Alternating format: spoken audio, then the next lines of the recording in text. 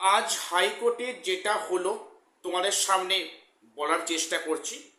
একটু ভিডিওটা মনোযোগ দিয়ে দেখো। তোমরা তারপরে কিছু ভিডিওতে কমেন্টস করে যাও যে তোমাদের আর আস্থা থাকছে কিনা এই বিচার ব্যবস্থার প্রতি। আমরা প্রত্যেকেই মানে ভারতের নাগরিক, প্রত্যেকের কর্তব্য বা উচিত সংবিধানের প্রতি, বিচার ব্যবস্থার প্রতি মাথা নত করা।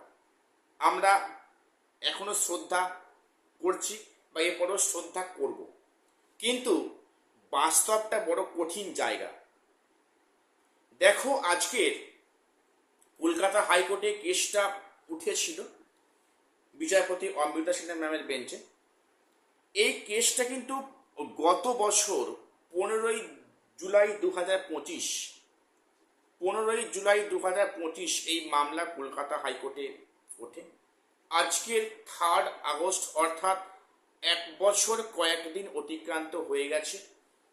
মামলার কিন্তু এখনো সে অর্থে কিছু প্রসিডিং বা কিছু ভার্ডিক্ট আসতে দেখলাম না, যেটা পরিষ্কার কথা।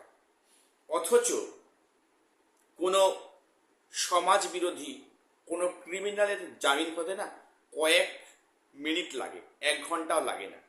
এটা চরম বাস্তব, প্রত্যেকের মানতেই হবে। তবু বলছি, বিচার ব্যবস্থার প্রতি আমাদের প্রত্যেকের শ্রদ্ধা আছে, এরপরও থাকবে, রাখতে হবে। যেটা আজকে হলো, আজকের এই টোটাল যে এসএসসি কেসগুলো ছিল, এসএসসি এসএলএসটি, এক্সপিরিয়েন্সের 10 মার্কস বা এক্সপায়ারি অফ প্যানেল বা যেটা 60-60, 70-70 পাওয়া বিষয়গুলো ছিল, সেগুলো আজকে অ্যাডজার্ন করা হয়েছে। এর অর্থ যেটা আজকে হলো, এরপরে নতুন করে কোনো এসএলএসটি সংক্রান্ত মামলা দায়ের করা হবে না বা যাবে না, এবং নির্দিষ্ট কোনো ব্যক্তি বিশেষে এই মামলার শুনানি করাতে পারবে না। কারণ যাই হোক না কেন, তার কৈফিয়ত দিতে হবে সরকারকে বা কমিশনকে। তো কমিশনকে, তাই কমিশন মানে আরও কিছুটা সময় দাবি করেছে সব বিষয়গুলো বুঝে ওঠার জন্য এবং তার মানে রিপ্লাই দেওয়ার জন্য। তো গতবার দেখলাম যে 2 সপ্তাহ টাইম দেওয়ার মানে প্রেয়ার করেছিল বিচারপতি, সেখানে আরও বেশি সময় দিয়েছেন। এখন মানে বলছেন যে কমিশনের আইনজীবী যে এখনো কি সময় লাগবে, এর মধ্যে কোনো কেস, কিছু প্রসিডিং হবে না। অর্থাৎ পুরো এসএলএসটি সংক্রান্ত কেস কিন্তু স্থগিত হয়ে গেল অনির্দিষ্টকালের জন্য। এরপরে যে ডেট কবে হবে, লিস্টের কবে হবে, এ নিয়ে কিন্তু সংশয় দেখা দিচ্ছে। দেখো, একটা কথা পরিষ্কার যে এক্সপিরিয়েন্সের 10 মার্কস বা ফুল মার্কস পেয়েও বঞ্চিত ফ্রেশার্স বা এক্সপায়ারি অফ প্যানেল, এই কেসগুলো কি আদৌ আর কোনো ভ্যালিড থাকলো? বাস্তব পরিস্থিতিতে কি মনে হচ্ছে? প্রত্যেক কমেন্টস করো। কাজেই অনগোয়িং প্রসেস যে কন্টিনিউ হচ্ছিল, সেখানে কন্টিনিউ হবে, এখানে কোনো বাধা রইল না। অনগোয়িং প্রসেস এসএলএসটি 2025 যেভাবে আগাচ্ছে সেভাবে আগাবে। No panel cancel, no exam cancel. নিয়োগটা কিন্তু হবে, এটা পরিষ্কার ইঙ্গিত। এবং আফটার মানে নিয়োগ আর কি, জয়নিং এর পরে, আফটার জয়নিং, সেখানে কি হবে, কেস আপডেট পরে কি হবে, সেটা পরে বিষয়। আপাতত এটাই পরিষ্কার, নিয়োগটা যেমন হচ্ছে নিয়োগটা তেমন হবে। আর এক্ষেত্রে কোর্টে বা সুপ্রিম কোর্টে সরকার ডেট চাইবে কিনা বা চেয়েছে কিনা কোনো খবর আমি এখনো পাইনি, পেলে অবশ্যই দেব। আজকে একটা খবর জানার সম্ভাবনা ছিল যে এ নিয়ে সরকার কি ভাবছে বা সরকার আগামী দিনে কোন পদক্ষেপে আগাচ্ছে, সেটা সবই যেহেতু মুলতবি হয়ে গেল, পোস্টপন হয়ে গেল। এখন আমাদের কিছু করার নেই আর।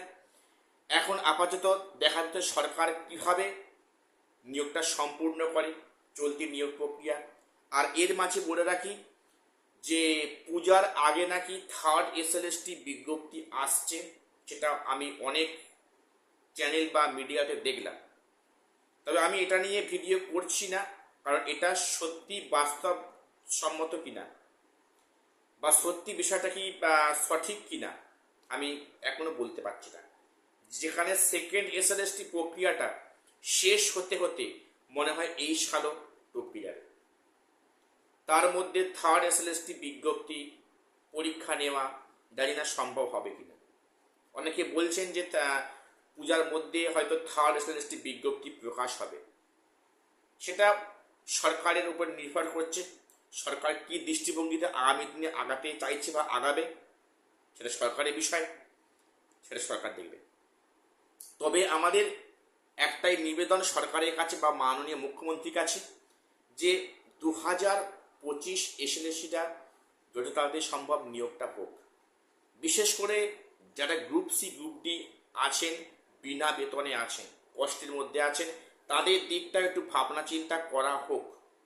পাশাপাশি যারা শিক্ষিত বঞ্চিত বেকার, যোগ্য বেকার, ফুল মার্কস পেয়ে যারা ডাক পেল না, অন্যায় তো তাদের হয়নি, তাদের তো কোনো অন্যায় ছিল না। এই বিষয়টা মাননীয় মুখ্যমন্ত্রীর কাছে আমার রিকোয়েস্ট রইল, এটা যেন বিষয়টা যেন দেখা হয়। তো আর সেরকম কিছু আমার বক্তব্য আর নেই। আজকে আমরা অনেক কিছু আশা করেছিলাম, সেটা তো পুরো সবই অশ্বডিম্ব হয়ে গেল। পরবর্তী ডেট কবে আসে, শুনানি আদৌ হয় কিনা, বা এই মামলা কোনো সারবরাহ থাকবে কিনা, সেটা নিয়ে যথেষ্ট প্রশ্নচিহ্ন রয়ে গেল। তো এখনকার মতো এটুকুই আপডেট দেওয়ার ছিল। তোমাদের এসএলএসটি বা গ্রুপ সি গ্রুপ ডি কোনো কোয়ারিজ থাকলে তোমরা অবশ্যই কমেন্টস করো, আমি তার উত্তর দেওয়ার চেষ্টা করব। এবং আমি প্রতিদিন সন্ধ্যা 7টায় তোমাদের করা কিছু প্রশ্নের আমি সম্ভাব্য আমার সাধ্যমতো উত্তর দেওয়ার চেষ্টা করি। তো আজ এখানে শেষ করছি, দেখা হচ্ছে পরে কোনো ভিডিও।